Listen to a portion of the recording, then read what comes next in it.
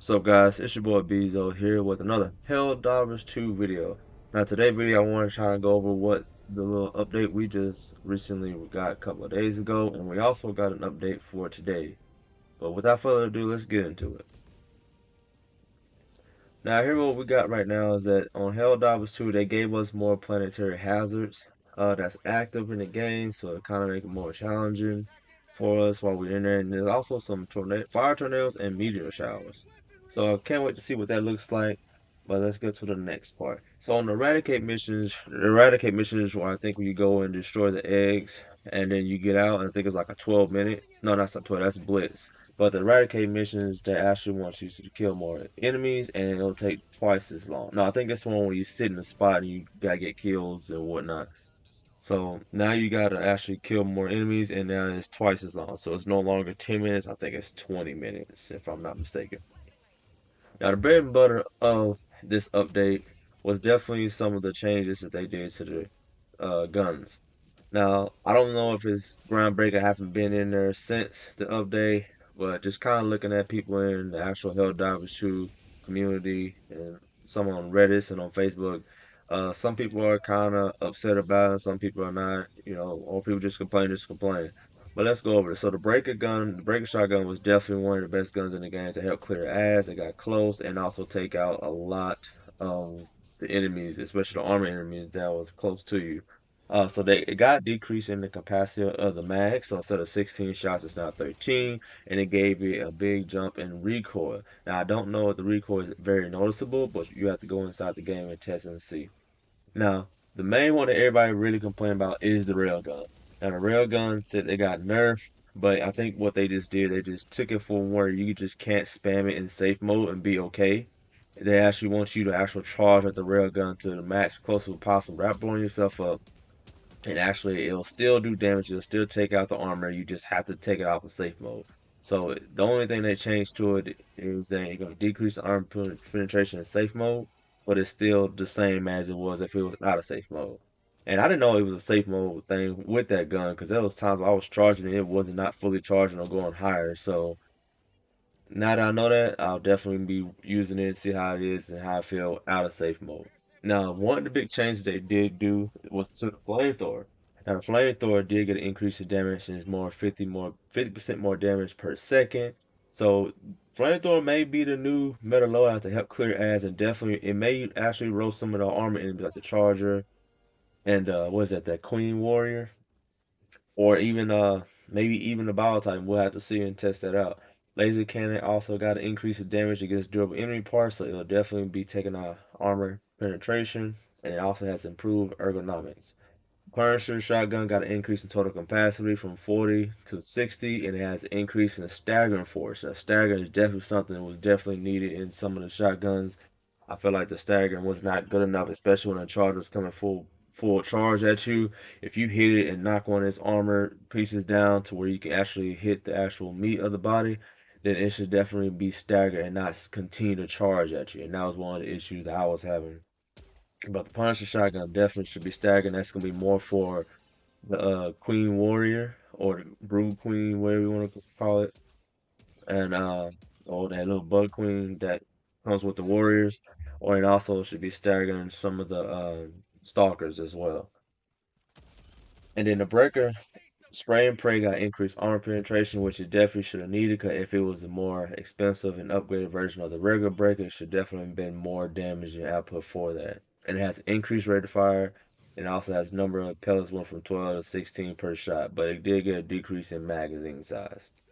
Now another one that's a big one that people complain about is that they feel like was unfair, that the energy shield backpack got an increase in delay before recharging.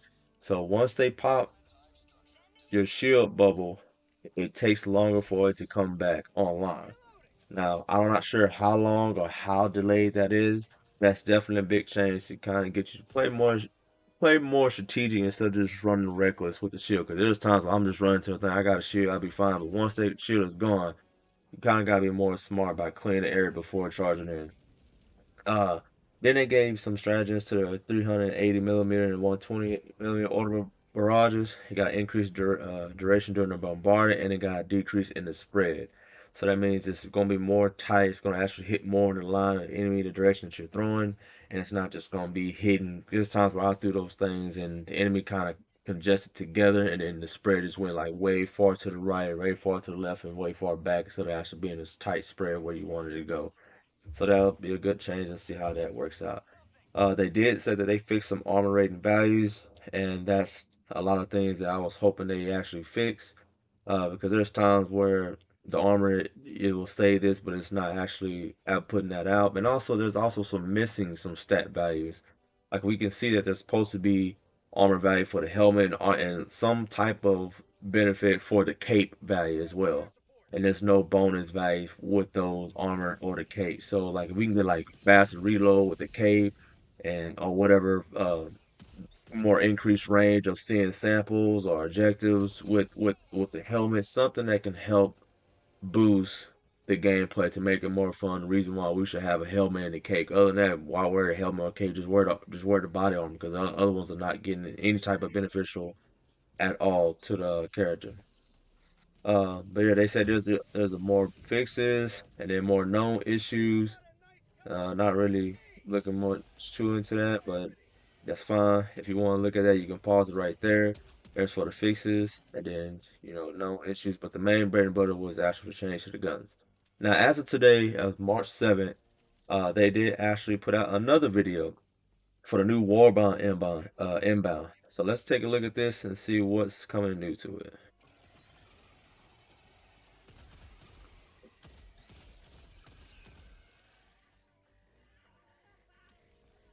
Okay, so got some new armor sets,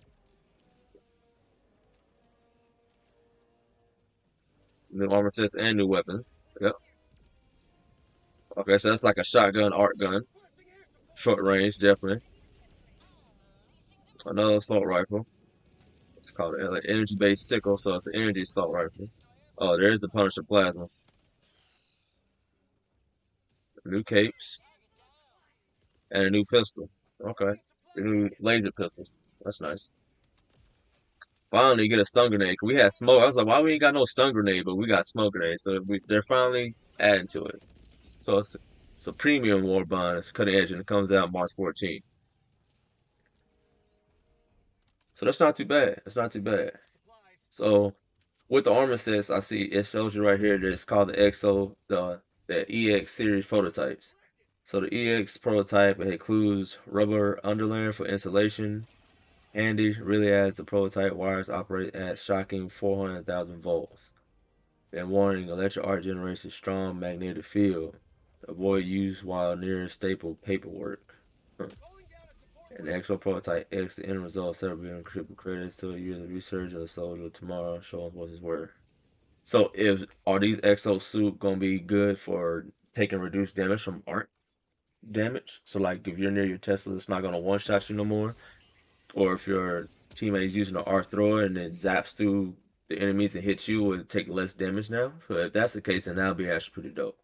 So it looks like they're trying to push more on the arc. Cause you got an arc shotgun, and then you also got you got a plasma Punisher shotgun too. So you got an arc shotgun, plasma shotgun, then it gave you the stun grenades, which basically like EMP, and they gave you a laser pistol and a laser assault rifle basically. So that's not too bad. They gave you some new stuff. It will be out on March 14th, so we got another week before this actual drops. And I guess that's gonna be the start of the new season because it says new premium warbond. So if you haven't grinded and got your premium warbond from this first when the game first drop, I recommend you go through it and try to farm and get that done before it goes away. I'm not sure if it's gonna go away, but if it's gonna be added to the premium warbond, then that'll be cool. But if it's not, it is a lot for that to actually happen. But other than that, guys, that's gonna be pretty much it for the video. Let me know what y'all think about the comments below. Please leave a like on the video. Actually helps out the channel. And if you're new here, hit that subscribe button. But other than that, guys, I'll catch you guys in the next one. Peace.